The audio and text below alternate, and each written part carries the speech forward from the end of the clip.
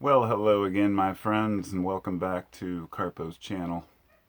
This is the second video I've made since I returned from my 3-week trip with my family around eastern and western Washington into the mountains, and I've come back with kind of a renewed sense of importance in, I guess, many different aspects of life, but also a sense of determination, and I'm still getting that focused. It's kind of like the last moment before something swirls a drain, before it just goes. Shoo.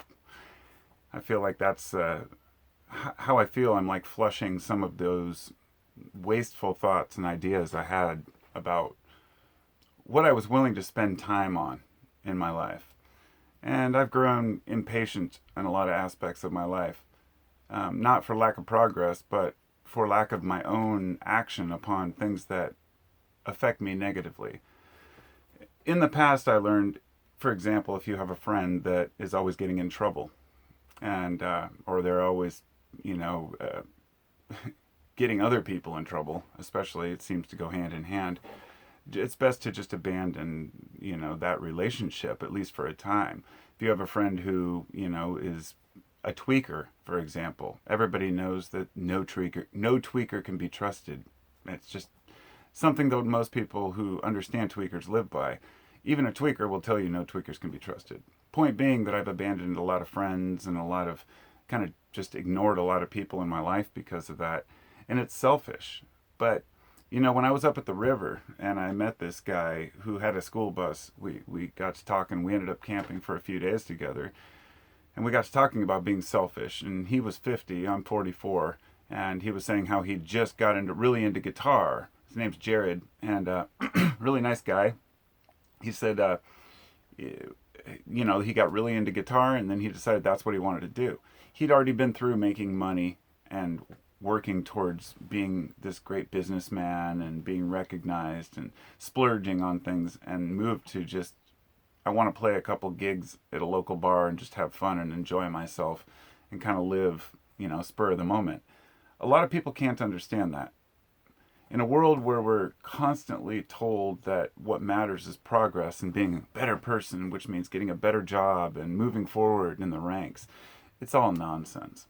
It won't bring happiness. And if it did, then rich people would be happy.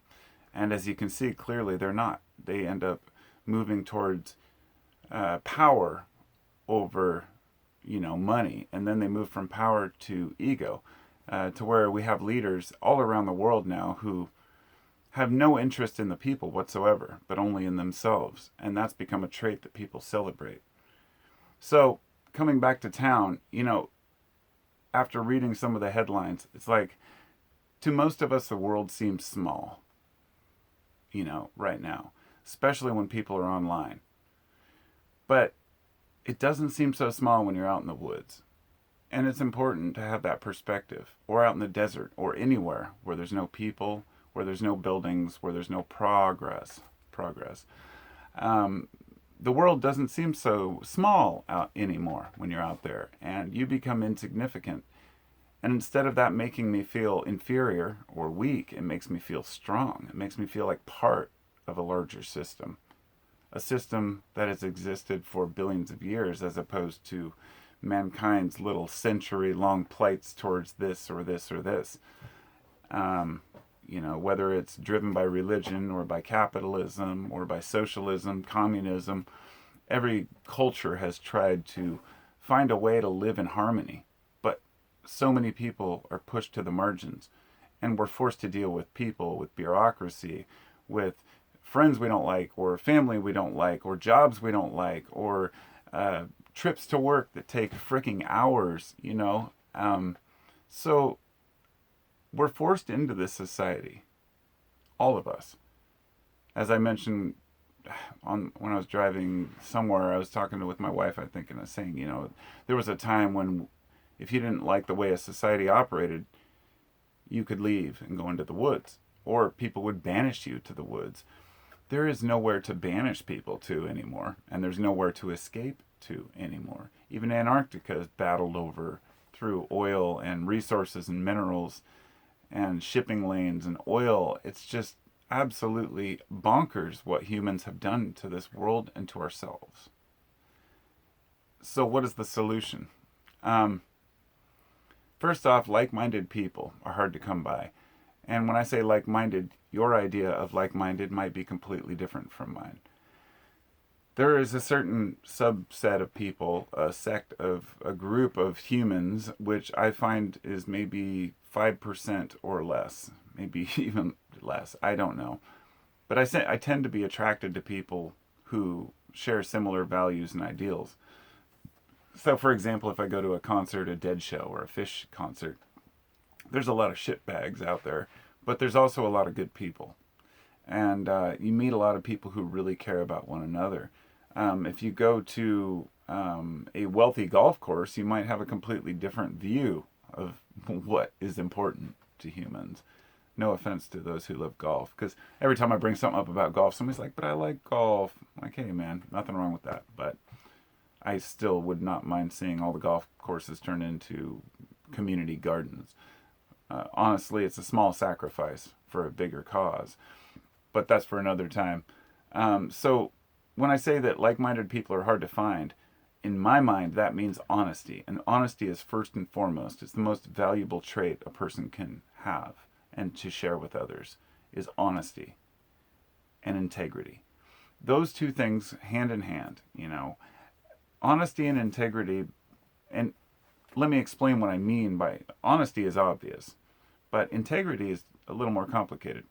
People might have a different view of what that means. Integrity, if you take the root of the word, it's like integra, integration, integrating into society. So integrity merely means you can integrate yourself into the world and make it work.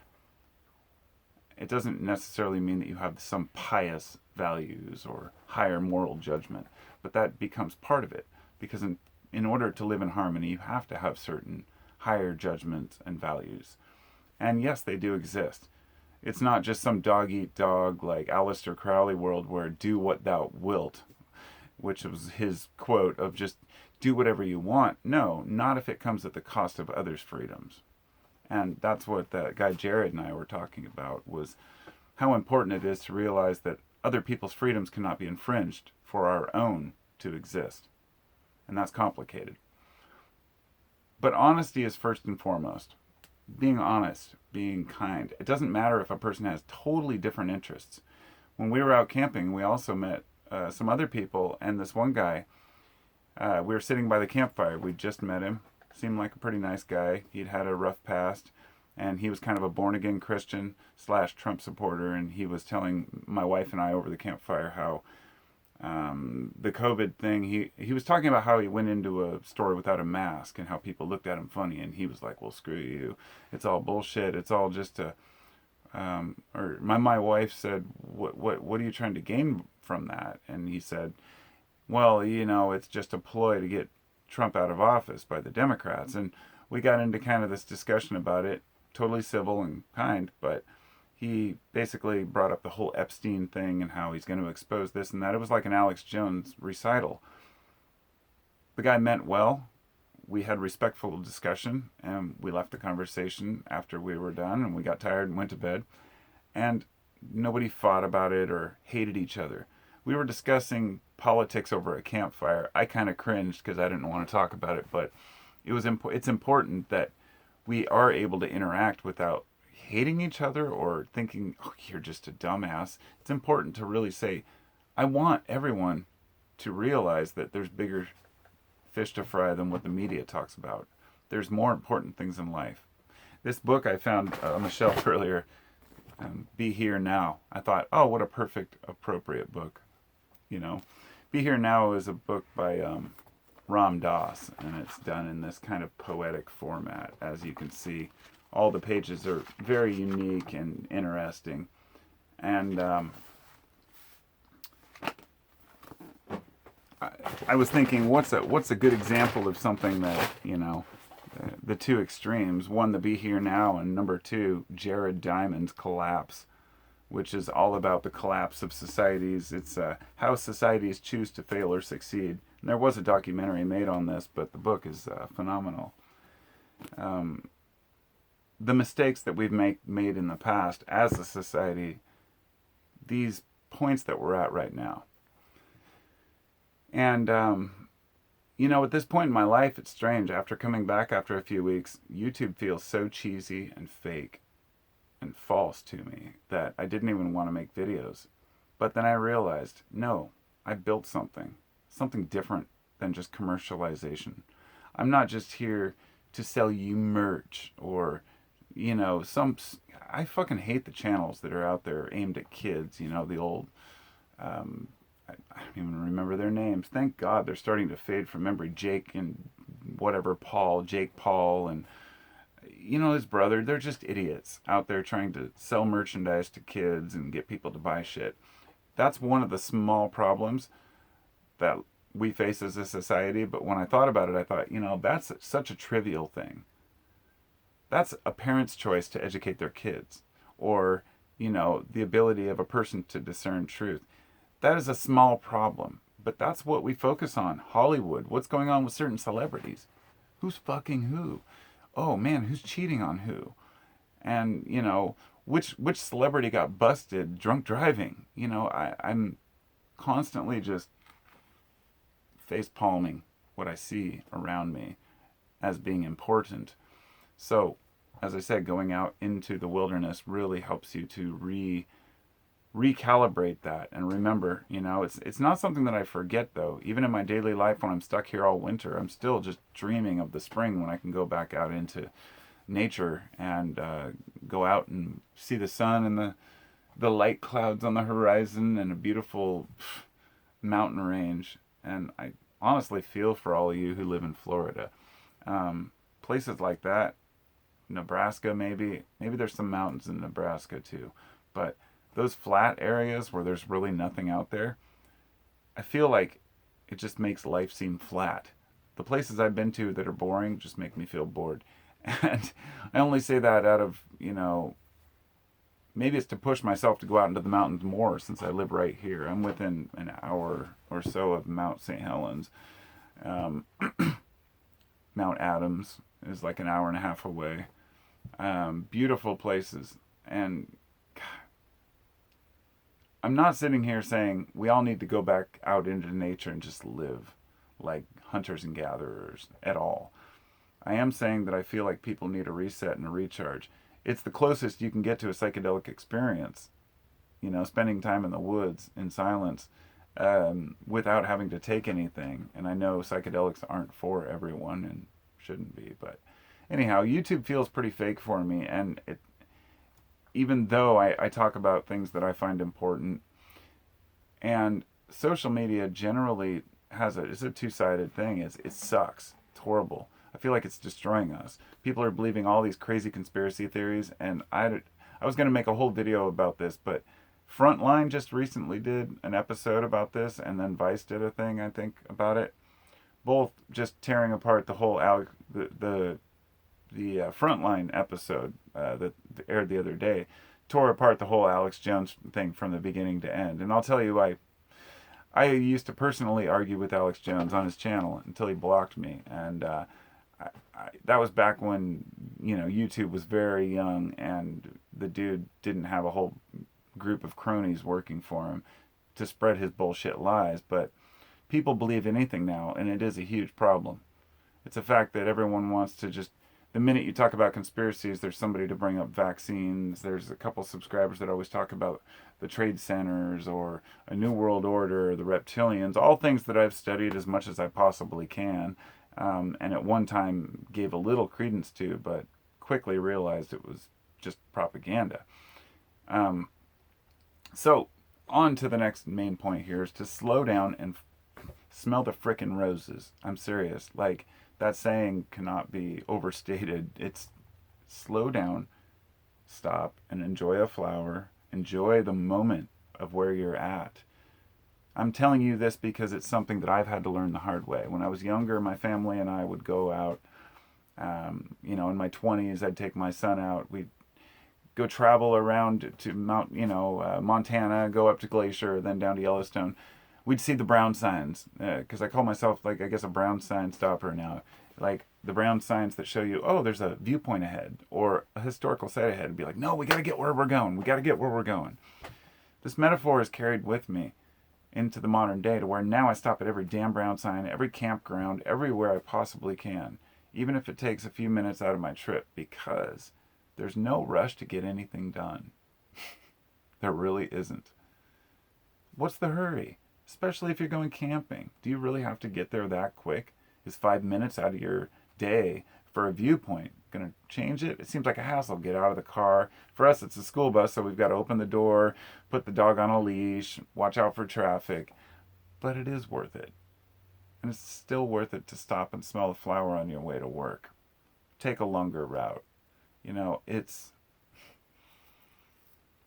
we're missing so much as a species that is right in front of us. We may not be able to get out to the middle of nowhere, but you have a city park. You have a place where you can connect in your own way. And too many people just sit at home and don't connect with nature. They don't connect with their neighbors. They don't connect with their friends. They don't do anything. And I'm just as guilty as the next guy in many ways. And having kids makes it hard because you're stuck at home quite a bit. But when summer comes, man, I want to get out there. So, last few points I wanted to cover, because this will be a long video. It seems like they always intend on being short, but a few final questions about the political side of things. Why do we let politics get us mad at each other? Why, especially today, has it become so pervasive that we actually lash out and physically harm one another because of our different political affiliations? I don't really have answers to that, and I can't say whether, I'm well aware that peaceful protest has its limits, and I live near Portland, 10 miles from Portland, where we have 63 days of ongoing protests. There were only 100 or 200 demonstrators that were still protesting late at night until the federal government decided to override the state's desire and tyrannically sent in federal troops, which swelled the crowd of protesters to over 2,000 times.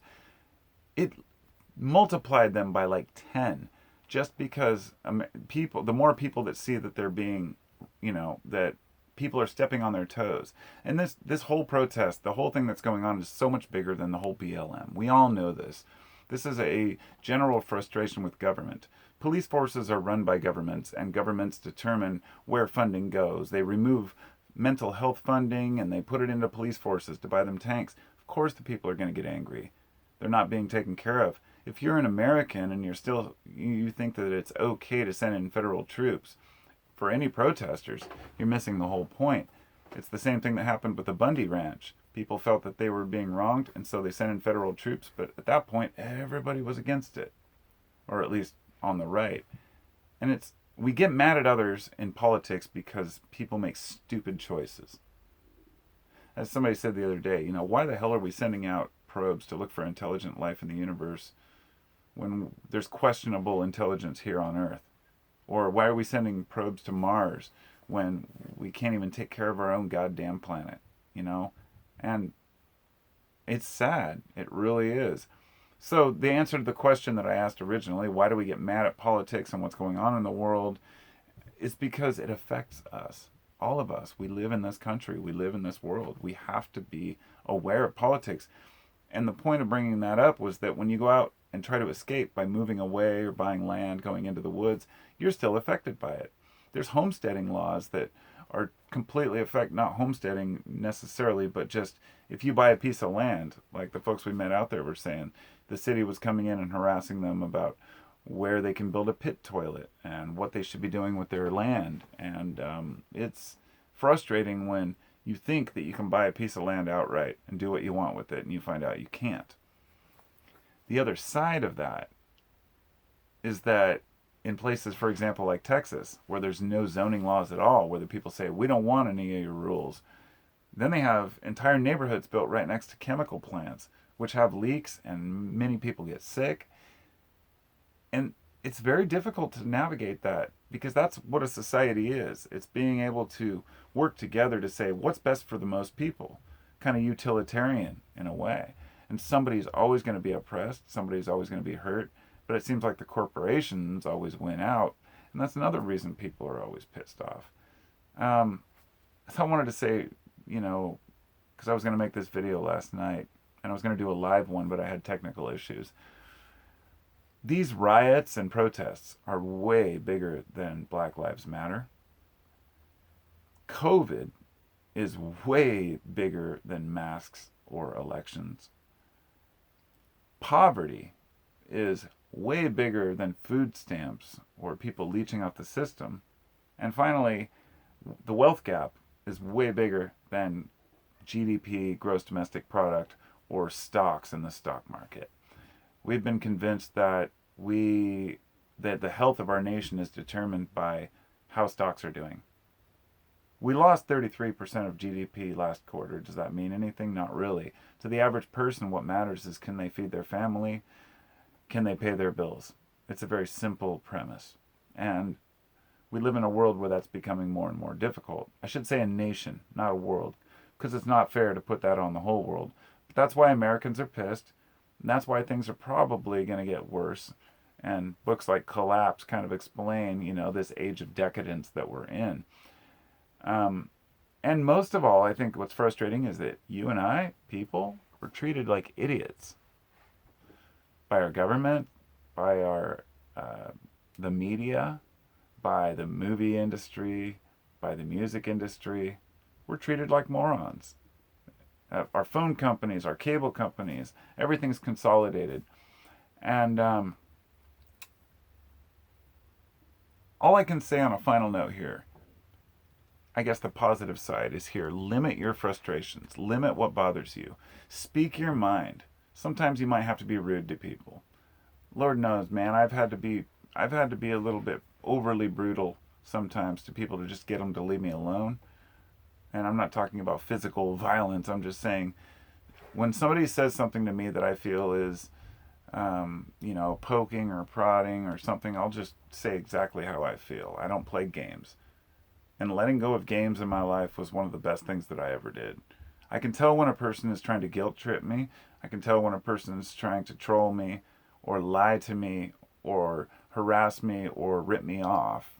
And those are the kind of things where I just speak my mind and walk away. And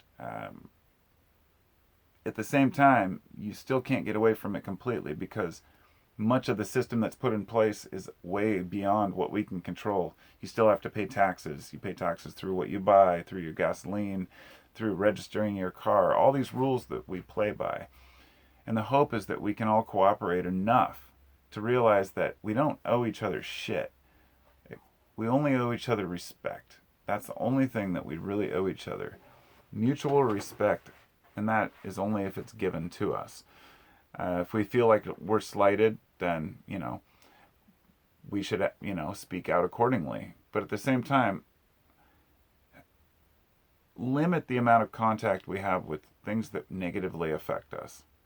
We should not seek out to argue and to fight with others just because we disagree, because we found that goes nowhere. At least that's my thought. And so, thanks for listening to my ramble. I wanted to say on a final note, somebody sent me these. Since I just got back, I had a bunch of bills in mail, and my son had opened this thinking it might have been something else. It was sent by Chris Horn, and it's chicken of the woods, mushrooms. And it was I think it's one of my YouTube subscribers, and he said, "Thanks, Carpo," but the note wasn't in there. Oh, wait. It was on the back? Sorry, I just found it. Yo, Carpo, it's Matt, longtime subscriber and buyer. Kratom. I asked you about Chicken of the Woods on the chart. You said you'd never tried it. Here you go. You don't owe me. It's a gift. Thank you, Matt. I really appreciate that. That's freaking awesome. So I'm definitely going to give them a try. I'm trying to learn more about mushrooms in the natural world. Added a new cheesy book to my collection, Field Guide to the Cascades and Olympics, but this one has like a lot of stuff in it. And I'm trying to check everything off, including my huge mushroom book out there. And I'm going to be hunting this fall up in the Olympics. And I'll return the favor if I find anything magical. My dream is to be able to live out in the woods in our school bus with the family for a few months of the year and collect wild berries, edibles, mushrooms, and make enough to support my family. That's really all I want. Have a small piece of land somewhere where we can park our bus and build a small cabin. It's my dream. You know, I just envy people who have, run across $1 million or start a fundraiser where they have enough to actually do what they want. And it's so hard to get ahead when you're stuck in this fucked up society. Pardon the language, but, I've always thought $1 million is such a small amount of money these days. How do I just acquire enough money to buy the land I want and live the way I want for a period of years? I thought, there's people out there who can do it through their YouTube channels. They make enough money on advertising. I'm like, maybe I should put ads on my channel. No, I just don't want to do it. I can't sell out. I have a really hard time being part of this societal norm. Maybe I'll just run across a millionaire one day who has some to spare and say, here, invests in me to do something. It'd be great. But then I'd feel obligated to someone else. I don't know. There's too many complicated factors in life to know what's the best path. But what I do know is that the less money you have and the less anxiety you'll generally have about what to do with it. Down to a certain point, you have to be able to eat and pay rent. Anyway, that's for another video. We all got our own issues. We all got our own opinions, right? Thanks for listening. I might make another one of these before I leave town again, but I think that we are going to go out for a few more days at least and check out some new spots. Peace.